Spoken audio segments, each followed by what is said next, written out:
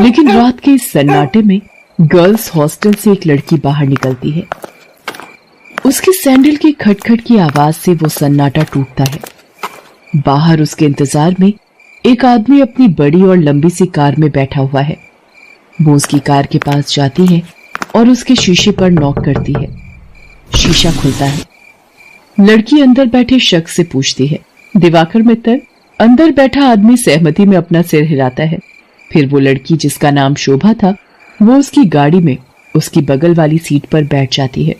दिवाकर मित्तल उसके चेहरे की ओर मुस्कुराकर देखता है और कहता है, जैसा सुना था वैसी ही हो तुम, बहुत तीखी, लाल मिर्च की तरह। दिवाकर मित्तल के पैर कार के एक्सीलेटर पर जाते हैं और पल भर में कार हवा से बातें करने लगती है। थोड़ी देर बाद वो कार शहर के एक सबसे बड़े 5 स्टार होटल में प्रवेश करती है। दिवाकर मित्तल पार्किंग में अपनी कार लगाता है और होटल के रिसेप्शन पर जाता है और अपनी प्री बुकिंग के बारे में बताता है। दिवाकर अपने रूम की चाबी लेता है और शोभा के साथ उस कमरे में जाता है। दिवाकर दरवाजा बंद करता है और शोभा से पूछता है, कुछ लोगी तुम, पीने या खाने में? आप जो भी मंगा लीजिए। दिवाकर होटल के कमरे में लगे फोन से रिसेप्शन पर कॉल करके अपना ऑर्डर देता है। थोड़ी देर में वेटर ऑर्डर लेकर आ जाता है। वे दोनों खाने के साथ साथ थोड़ा थोड़ा पीते भी हैं और फिर दिवाकर और शोभा एक दूसरे में खो जाते हैं। सुबह जब शोभा की नींद खुलती है तो दिवाकर वहां नहीं होता है। उसके तकिए के नीचे नोटों की गड्डी रखी होती है। वो गड्डी को उठाती है, फिर होटल के बाहर आती है। बाहर आकर वो एक कैब बुक करती है और उसमें बैठकर गर्ल्स हॉस्टल की ओर निकल जाती है। कैब वाला बीच बीच में उसे घूर कर देखता है तो शोभा को गुस्सा आ जाता है। क्या देख रहे हो? क्या देख रहे हो बार बार पीछे मुड़कर? आगे देखकर गाड़ी चलाओ, नहीं तो अभी तेरी कंपनी में फोन करूंगी, फिर सारा घूरना निकल जाएगा। कैब वाला शोभा की बातों से डर गया। शोभा कैब की खिड़की से बाहर देखती हुई जा रही थी और मन ही मन खुद से बातें कर रही थी। सब कुछ कितना फेक है ना यहाँ, सब कुछ। कौन आदमी कौन सा चेहरा लगाए घूम रहा है, किसी को पता नहीं है। मैं भी तो पिछले कई महीनों से एक नकली चेहरा लगाए घूम रही हूँ। सच कहूं तो घिन आती है मुझे उस चेहरे से, दम घुटता है मेरा। लेकिन अब इस चेहरे के बिना मैं रह भी तो नहीं सकती। ये कहानी है जमालपुर की रहने वाली शोभा की। शोभा शहर के एक हॉस्टल में रहती है और इंजीनियरिंग की पढ़ाई कर रही है। वो 8 महीने पहले ही शहर आई है। शोभा के पिता दीनदयाल उससे बहुत प्यार करते हैं। उसे अब भी याद है जब वो ट्रेन में बैठकर शहर आ रही थी तो। क्या बाबा, आप इस तरह बच्चों की तरह रोएंगे तो मैं शहर कैसे जाऊंगी? क्या कहूँ शोभा, 5 बरस की थी तू जब तेरी अम्मा तुझे गोद में डालकर हमेशा के लिए हम सबको छोड़कर चली गई।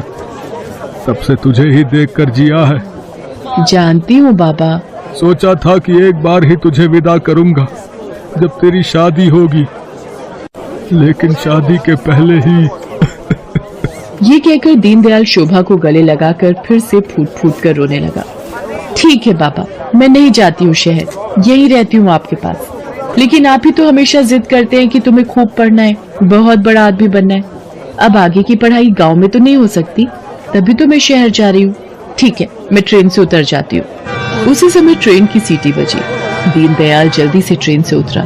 ट्रेन ने कुछ ही देर में रफ्तार पकड़ ली। शोभा ट्रेन से आगे निकलती गई और दीनदयाल पीछे छूटता गया। शहर में शोभा गर्ल्स हॉस्टल में रहने लगी और अपनी पढ़ाई करने लगी।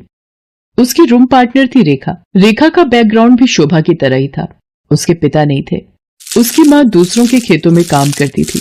बहुत कठिनाई से गुजर बसर होता था। एक दिन की बात है, शोभा कमरे की सफाई कर रही थी तो उसे रेखा के तकिए के नीचे से नोटों की गड्डी मिली। इतने सारे पैसे, ये यहाँ कैसे आए? रेखा उस समय नहा रही थी। जब वो नहाकर बाहर आई तो शोभा ने उससे पैसों के बारे में पूछा, लेकिन रेखा ने उसकी बात का सही सही कोई जवाब नहीं दिया। आश्चर्य तो हुआ क्योंकि वे दोनों अच्छे दोस्त थे। कुछ बात तो है जो रेखा मुझसे छिपा रही है, लेकिन क्या? शोभा ने एक बात और नोटिस किया कि हफ्ते में 3-4 दिन रेखा रात को कहीं चली जाती थी और सुबह वापस आती थी। उसने इस बारे में भी रेखा से पूछा तो, तू भी बिना मतलब जासूसी करती रहती है, तू अपने काम से काम रखना। मैं कहाँ जाती हूँ, क्यों जाती हूँ, हर चीज का हिसाब देना जरूरी है क्या? ये जरूरी तो नहीं, लेकिन कल को हॉस्टल की वार्डन को पता लग गया कि तुम रात रात भर बाहर रहती हो तो क्या होगा? तुझे पता है ना वो कितनी स्ट्रिक्ट है। तो उसकी फिक्र मत कर, मैं संभाल लूंगी उन्हें। धीरे धीरे शोभा ने रेखा की लाइफस्टाइल में बहुत तब्दीली देखी। वो महंगे से महंगे कपड़े और जूते खरीदती, लेटेस्ट मोबाइल फोन रखती, उसका जब जो मन करता वो करती। शोभा उसकी लाइफस्टाइल से बहुत प्रभावित हो गई। शोभा ने बचपन से अब तक गरीबी ही देखी थी, इसलिए उसका भी मन करता कि वो भी नए कपड़े खरीदे, महंगे मोबाइल रखे, उसका जो मन करे वो कर सके। रेखा देख, मैं तुझसे ये नहीं पूछने वाली कि तू ऐसी रईसों वाली लाइफस्टाइल कैसे जीती है, लेकिन मैं भी तेरी तरह जीना चाहती हूँ। मैं तंग आ गई हूँ एक एक पैसे के लिए तरसते हुए। पहले तो रेखा टाल मटोल करती रही, लेकिन फिर उसने सच्चाई बता दी कि वो एक कॉल गर्ल का काम करती है। उसकी बातों को सुनकर शोभा शॉक्ड रह गई और उसने कहा कि अगर ये बात वार्डन को पता लग गई तो? तू बड़ी भोली है रे शोभा। हॉस्टल की वार्डन को सब पता है, वही तो हमें दबाव डालकर भेजती है लोगों के पास। वार्डन की सारी सच्चाई जानकर शोभा एक बार फिर से चौंक गई। रेखा ने उसे ये भी बताया कि हॉस्टल की कुछ और लड़कियां ये काम करती हैं। शोभा को ये सब सुनकर अजीब तो लगा, लेकिन बेहतर लाइफस्टाइल के चक्कर में वो अपने सम्मान का सौदा करने के लिए तैयार हो। मैं इस गंदे दलदल में फंस गई हूँ। हालांकि इस दलदल ने मुझे बहुत सारी वो चीजें दी जिसके लिए मैं तरसती थी, लेकिन मैंने अपनी मासूमियत खो दी है, मैंने अपनी शांति खो दी है, मैंने अपनी पवित्रता खो दी है। बाबा को कितनी उम्मीद थी मुझसे, और मैं क्या करने लगी मैं। शोभा की आंखें भीग गई थी। वो अब ये काम नहीं करना चाहती थी, लेकिन हॉस्टल की वार्डन उस पर बार बार दबाव डाल रही थी। देख शोभा, जल में रहकर मगर से बैर मत कर, और हाँ, ये सती सावित्री बनने का नाटक छोड़ और जो बोलती हूँ वो कर। शोभा ने वार्डन को फिर से इनकार कर दिया। गुस्से में वार्डन ने उससे कहा, देख शोभा, तेरा इनकार तेरे भविष्य के सारे रास्ते बंद कर देगा। मेरी एक शिकायत पर कॉलेज से भी तुझे निकाल दिया जाएगा, और तुझे मैं इतना बदनाम करवा दूंगी कि इस शहर तो क्या, तू कहीं भी किसी को मुंह दिखाने के लायक नहीं रहेगी। शोभा उस रात हॉस्टल से निकली तो जरूर, लेकिन उसने कुछ तय कर लिया था। वो हॉस्टल से निकलकर सीधा पुलिस स्टेशन पहुंची और इंस्पेक्टर नाज़नीन को हॉस्टल और वार्डन की सारी सच्चाई बता दी।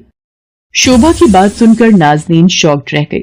शर्म आ रही है मुझे तुम पर और उन सभी लड़कियों पर जो अच्छी लाइफस्टाइल के चक्कर में शॉर्टकट अपनाती हैं और अपने सम्मान का सौदा करती हैं, और तुम जैसे मासूम लोगों का फायदा तुम्हारी वार्डन जैसे लोग उठाते हैं। मुझसे बहुत बड़ी गलती हो गई इंस्पेक्टर नाज़नीन। मुझे खुशी है कि तुम्हें अपनी गलती का एहसास तो हुआ, लेकिन ये गलती कोई और ना करे और तुम्हारी वार्डन किसी और का फायदा ना उठाए। इसके लिए इस पूरे रैकेट को तोड़ना पड़ेगा।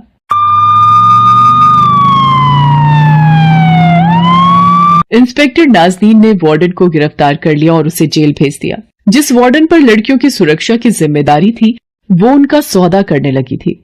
इस बात को सुनकर पूरा शहर सन रह गया। आज शोभा इंजीनियरिंग के लास्ट ईयर में है और वो बहुत ही मेहनत से अपनी पढ़ाई कर रही है। आखिर उसे अपने बाबा का सपना जो पूरा कर